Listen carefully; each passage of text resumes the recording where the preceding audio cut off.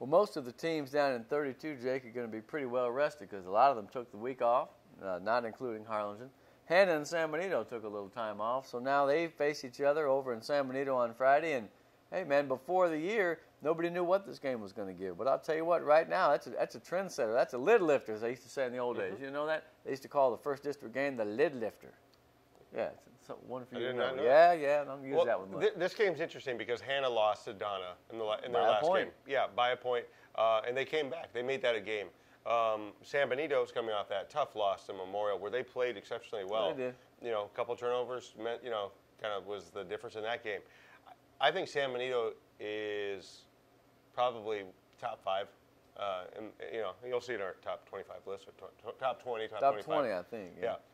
But San Benito's really good. I mean, they've got exceptional speed at the running back, quarterback position. Golly. They don't have to pass, but they do. So and they can. And they can. So I think for Hannah, what Hannah's done, this is going to be. That's laudable. Yeah. Now this is a game to see. I think. Let me take the words out of your mouth. Go ahead. I think you're going to do it. Yeah, I think Hannah needs to show. Okay, because they've made this good showing right now, but they need to keep it going. And because some people are saying, well, they're going to fade. They're not that good. Let's prove, if we're Hannah, hey, we belong in this district race by giving San Benito a game, maybe even getting a win on the road. But I know that Smiley Escamilla is going to have something to say for San Benito. I like that kid, number 6. Of course, you know I like Lily Moreno.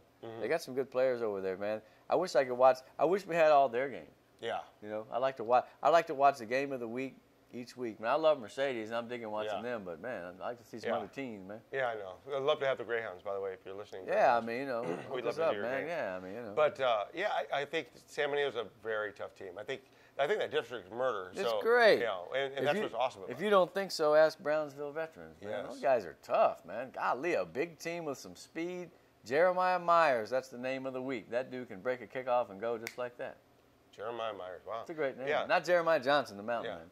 Yeah. But, yeah, they're 3-0 right now. They're going against a 0-3 Harlingen South team. Are they 0-3 or 0-2? 0-2, Remember, because they didn't play. Yeah. In fact, I looked it up. South is going to be 21 days when they step on the football field since they last played.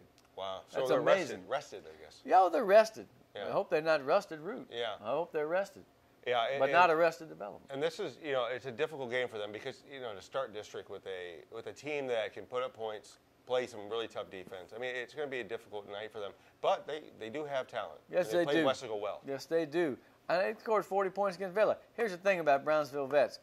Their time is now, and I've said it before. Everybody believes that team is one of the best in the Valley. I think it's a top 10 team.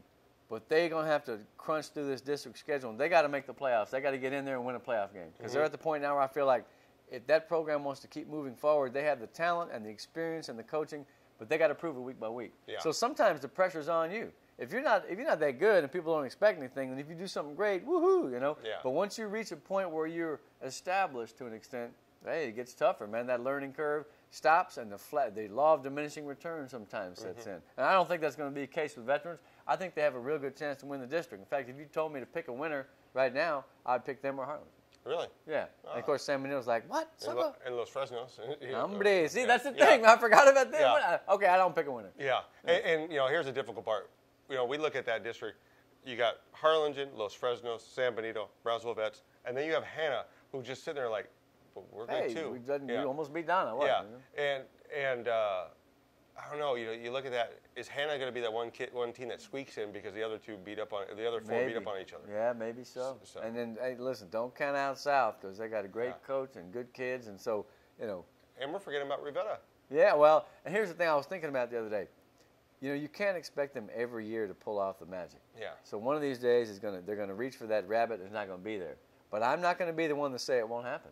Just like I'm not going to be the one that says Sherryland won't beat Vela. Yeah. I'm not going to do it because every time I say something like that, I'm wrong. Yeah. Yeah, I know. It happens. Yeah, and I'm wrong a lot. Yeah. All right. So Rivera and Harlingen, there's your Raiders right there. They have a chance. Boy, starting district at 0-4 against a team like Harlingen. And you're on the road. Andale. So, well, hey, we'll see. I mean, if they want to start that ascension again, then what better person to pick on than the big shot in the camp to me? Yeah. And Harlingen might be flying high because of that game against Wesco. This might be one of those sleeper games that, you know, they just kind of take it a little too easy in the first half. You're a believer in Tienda, huh? Huh? I am. I think, look, you take it to the shop every time. He's got great ink, great art. Yeah. Yeah, some of the best. He's not on the all-name team, although that's not a bad name either. but it's no Azael Arispe. That's a great name. Yeah. All right. The guys I mentioned last week, but in passing, number 6, I kept saying the mysterious number 6, Fuentes. Cannon Fuentes, or Canaan Fuentes. He's explosive.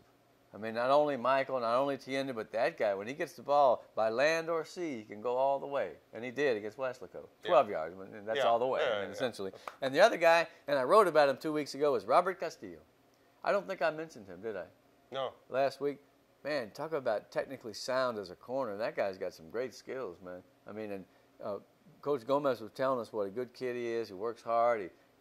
He's a little guy. I mean, he's a 150-something, But you don't find a guy in high school that can come around and make the play with the left hand and not hold or grab with the right hand. No, that guy, was right down there, and I just thought, Lord God, it's a great defensive play. It really was. And so they've got a lot of talent. They just need to not take Rivera lightly because, and you know what? They know as well as we do that team has had some funny business up its sleeve for years, and so they're going to be ready to play.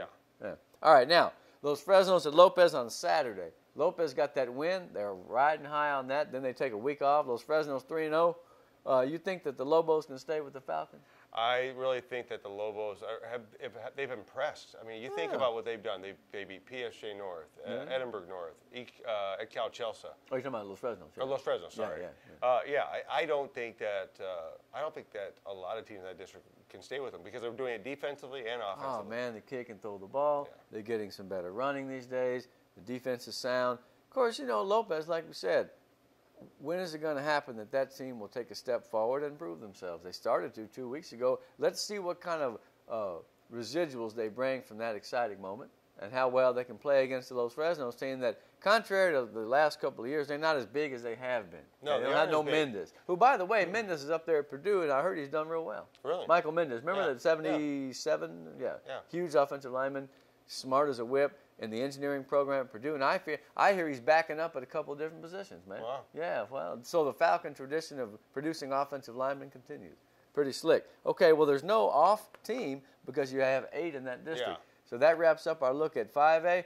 Man, we're going to be 6A. We're going to be looking back at some of these games, and it's going to be a dogfight, man. It's going to be a great district race. Yeah, that's the best one right now. All right, well, that's not what the 5As will tell you, and we're going to talk about them in a minute.